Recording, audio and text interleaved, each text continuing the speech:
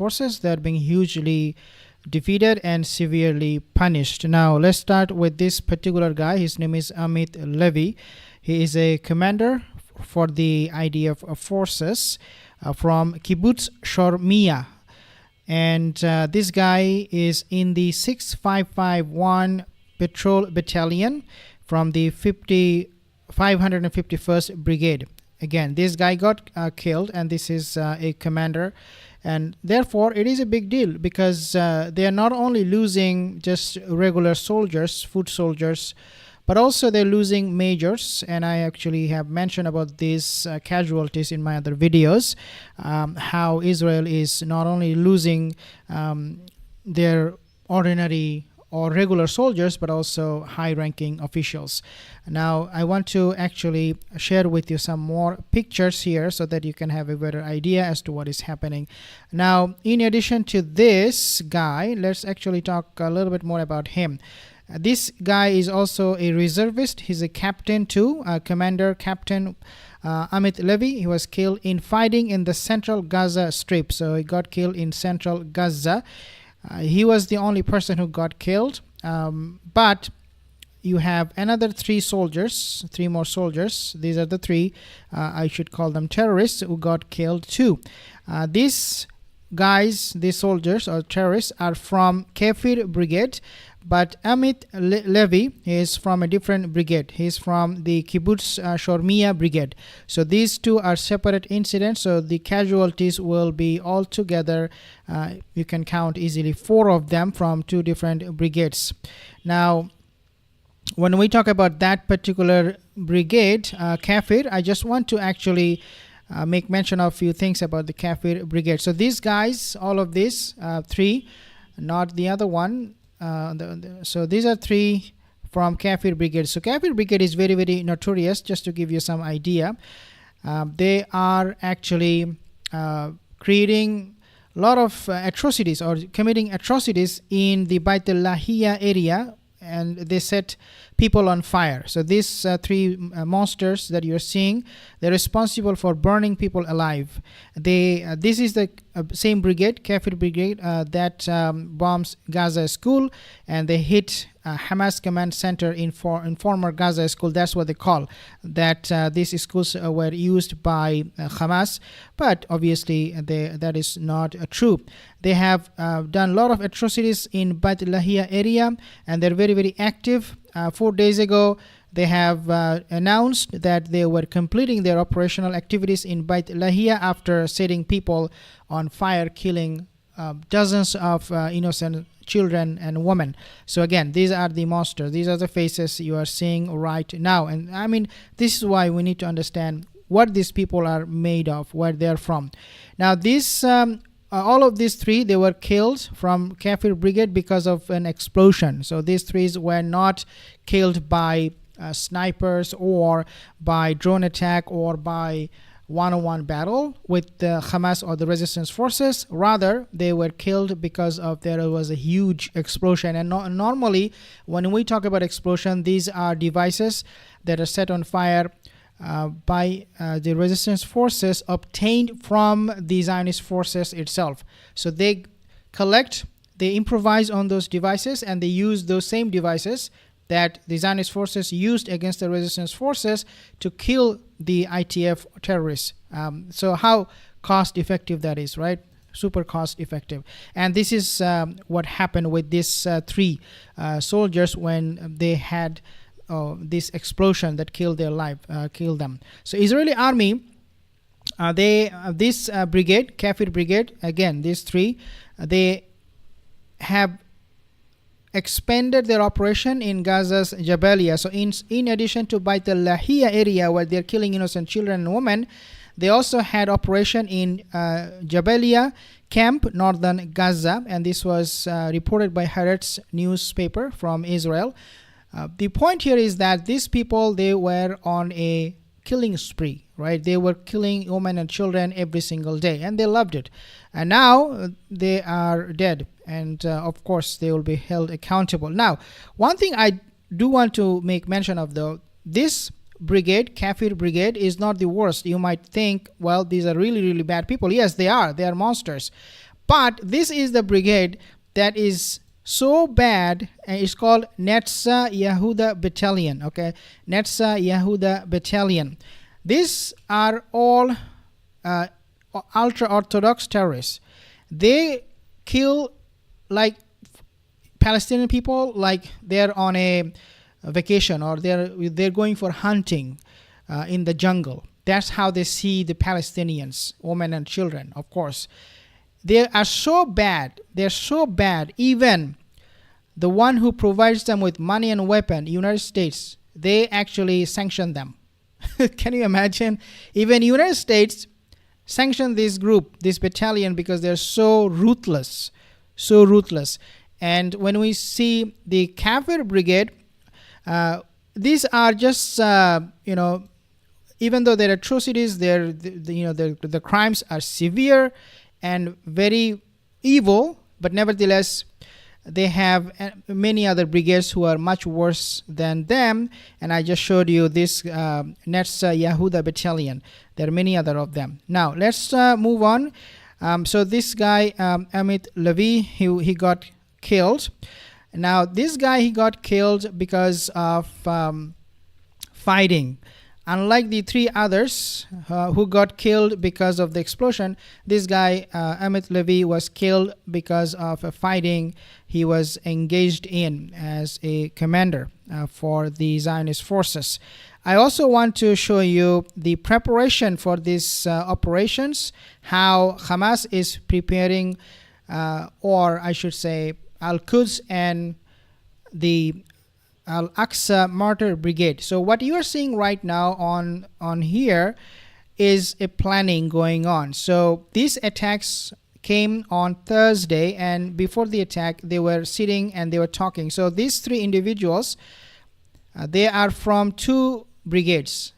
One is from the Quds of Islamic Jihad. The other two, they are from Al-Aqsa Martyr Brigade from Fatah, right? So these are planning. This is how they do it. So they sit together, they recite the Quran, they recite the verses from the Quran, they talk to each other, discuss how the attacks will be carried out, and they will execute them. So after their talk, in this instance, they executed two attacks, one in the morning and one in the evening, and they were able to successfully target military vehicles, Israeli military vehicles. What you also notice in this room is the picture of the founder of the resistance force Hamas, Yassin, and you see also some pictures of, there is this picture from Yasser Arafat, and you have some other pictures, some of the people they have lost in the fighting against the oppression, against the occupation of the Zionist state. Now, I do not see Ismail Hania's photo here, but these are the founding members of the resistance forces, and so they have those pictures hung on their wall. Now, let's move on to the next one. This is the quadcopter, a drone that was shot down by Al-Quds and also by Al-Qassam brigades over Gaza. As I have mentioned to you guys in my previous videos, that drones are very, very important for the resistance forces to conduct operations, and it is also equally very, very important for the Zionist forces. Zionist forces, they fly these drones almost on a regular basis every single day. In this time, or in this instance, the drone, this quadcopter, was shot down by the Al-Quds and Aqsa brigade. So when they were operating, when they were planning, I showed you this video, they came out, and on that same day they shot down that drone, and they shared that photo on that PR propaganda video. These are all coming, these casualties that I just mentioned to you, they're coming in this area. So part of the planning was to target the Netzarim axis, where the Israeli soldiers will meet and plan attack on the resistance forces. And this is the Netzarim area where they were planning to launch attack, and they did. Now I want to actually show you the Netzarim axis here, so you know what I'm talking about on the map. Let's actually show the map here. So this is where the Netzarim or Bani Netzarim is, and this is where the resistance forces are targeting the Israeli Zionist forces. Again, this is where it is on the map of the fake state of Israel. So you can see the pin, the red pin. This is where the attacks are coming, where the attacks are happening. Now, I also want to share with you this other information about the notorious Kafir brigade that I just mentioned to you. They are creating a lot of or they're inflicting a lot of damages on the resistance forces. At the same time, as we know, they're using sometimes tanks, they're shelling the area, and they try to decimate the entire population there. So Al-Quds brigades and Al-Aqsa Martyr brigades, they jointly bombed an Israeli military command center in Netzarim while using the Palestinian Authority to halt its crackdown on the resistance groups in West Bank. So basically, when they were planning, and all of these resistance forces, Al-Aqsa, Al-Quds, and also Al-Qassam from Hamas, they are now appealing to the West Bank Palestinian authorities and also the fighters there, the different factions, to really unite against Israel instead of fighting with each other. This call was made by all of the three brigades, Al-Quds, Al-Aqsa, and also Al-Qassam. They all of them made a joint statement asking people, the fighters in West Bank, to not fight with each other and rather target Israel. So on Thursday, the military wings of two Palestinian resistance groups, Al-Quds Brigades of Islamic Jihad and Al-Aqsa Martyr Brigades of Fatah, released a video showing joint attack on an Israeli military command and control located along the Netzarim axis in Gaza. So this is the video or the footage that I just showed you here, and this is what is coming on the news.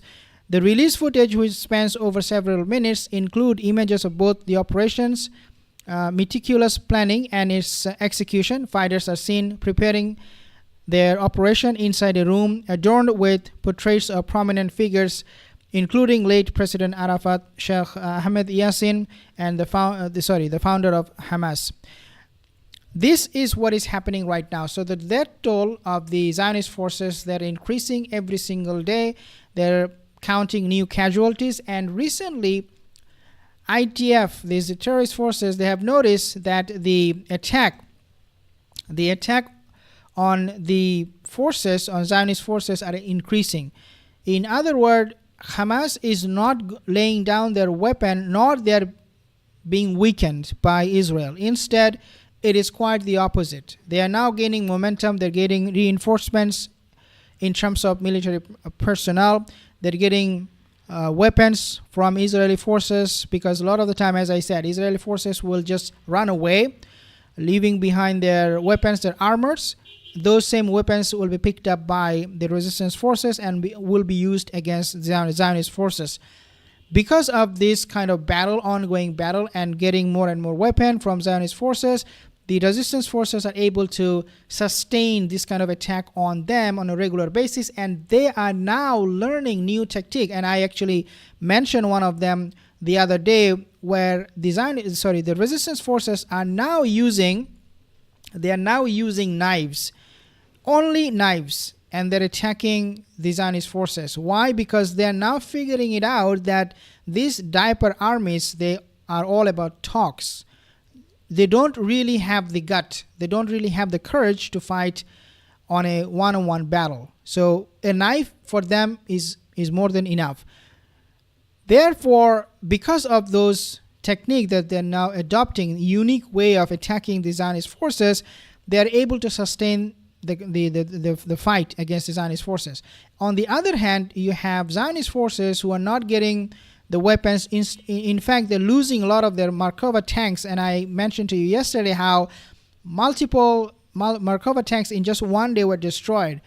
Therefore, they're not getting reinforcement. Rather, they're actually becoming their armors are, and the weapon, the arsenal, they're depleting in a way faster than anybody would imagine. Now they're also begging US to send them more weapon and more money, because it is obviously becoming obvious they cannot fight without those weapons. And even with those weapons, they are facing defeats and getting severely punished by the resistance forces. So I want to give you more updates about the Houthis in my next video, guys. Thank you so much for joining this session. If you have any comment, leave a comment in the comment section below. Have a wonderful day. Take care.